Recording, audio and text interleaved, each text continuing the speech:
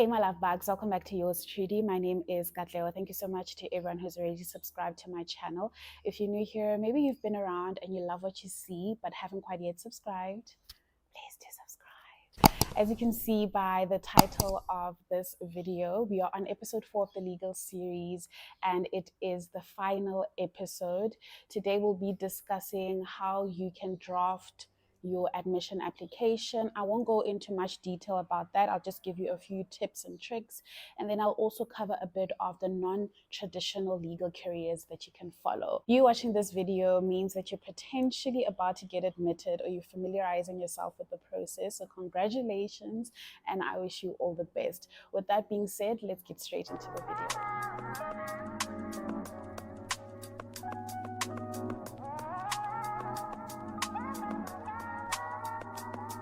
So when do you start drafting your admission application papers? I would highly recommend as soon as possible.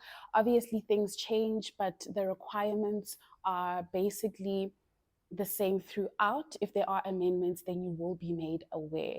You need to also be aware of the fact that the LPC has provided regulations and rules surrounding admission. So you need to make sure that you meet all of those requirements. So number one, you'll have to draft your founding affidavit, your notice of motion, an index, as well as a draft order that's potentially going to be drafted by your advocate, served in court, and will be stamped if the court is satisfied.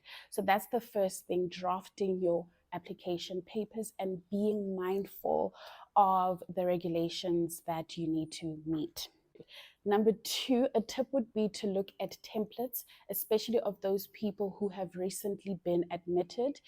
The Legal Practice Council, as well as the High Court, is very particular in the way that they want you to make your submissions. So it's good that you look at your templates.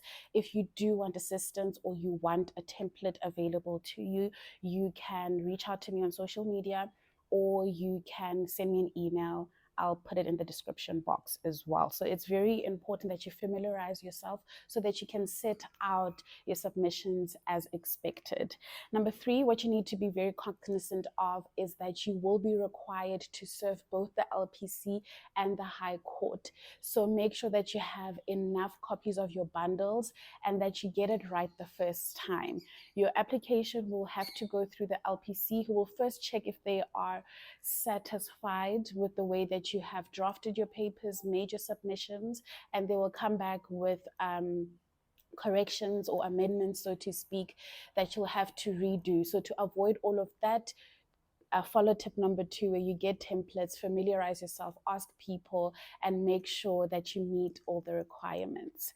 Now, number three, what are the requirements of, drafting this application? So we have a couple. I'll go through a few. I'll also insert a picture of the current requirements, but these are the documents essentially that you have to have on hand, as well as be readily available and attached to your founding affidavit in support of your claims that you have met all the requirements.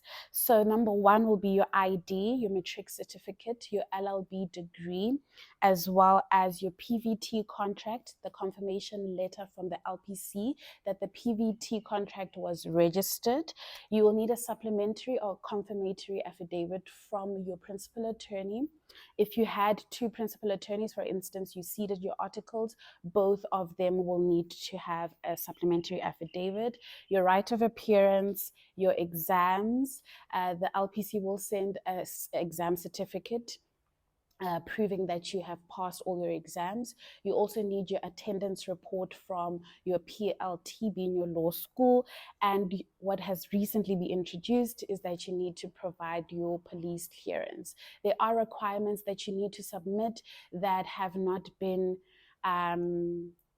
advised on the guidelines as to how it's meant to be. For example, the community service, it's something that still is in the works. In a couple of years, I suppose that you will have to provide proof for that.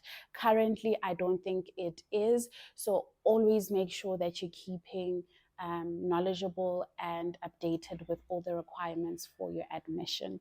With that, you'll have to then draft your founding affidavit and attach all these annexures.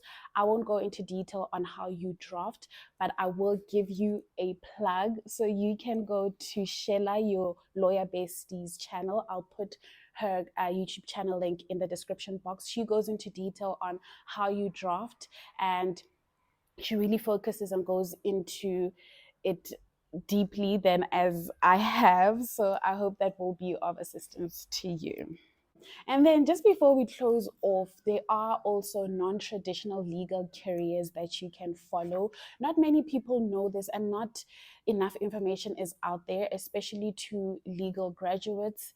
I know for sure that when I was still studying, I didn't know that I had so many endless possibilities. And now with the information out there, even more people are, giving it a chance. So sometimes you get your LLB, you don't get admitted, or you get admitted and you don't see yourself doing this litigation thing or dealing with clients or dealing with people's problems that involved forever, right? So what can you do with your legal degree, or what else can you do as an admitted attorney?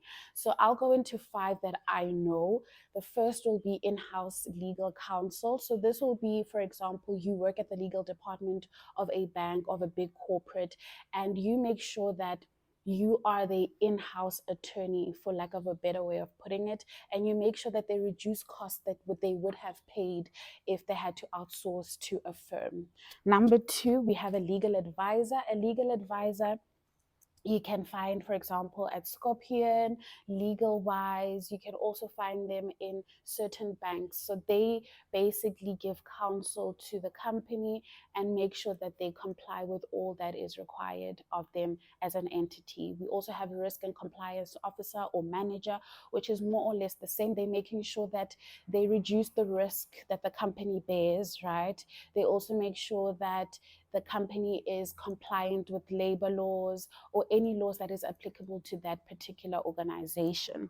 We also have corporate governance. Corporate governance is very similar. It actually incorporates a bit of everything that I have spoken about, but it makes sure that the organization, right, meets all the legal requirements. It's very important. So they make sure that they sign off things. They make sure that if it's a legal risk, that then they don't sign off, so on and so forth. The last one can be a contract administrator. So you are drafting contracts, you are reviewing contracts, you are negotiating contracts for a company and making sure that their needs are met legally. So do not despair.